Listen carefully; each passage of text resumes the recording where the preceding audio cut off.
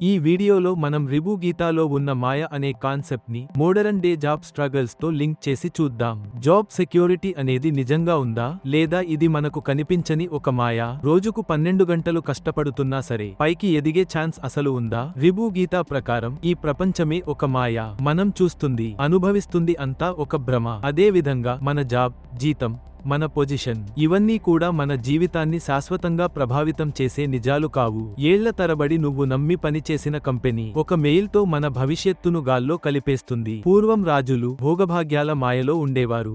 నేటి కాలంలో మనం కంపెనీల మాయలో చిక్కుకున్నాం. మన జీవితానికి నిజమైన విలువ మన పని కాదు, మన టాలెంట్. జాబ్ అంటే నువ్వు కాదు, అది నీ జీవితంలో ఒక భాగం మాత్రమే. వేరొకరు ఇచ్చే ఉద్యోగం కోసం ఎదురు చూడడం కన్నా మనం మన జీవితాన్ని నిర్మించుకోగలమన్న నమ్మకం చాలా ముఖ్యమైనది. రిబూ గీతా చెప్పినట్టు ఈ ప్రపంచం ఒక మాయ.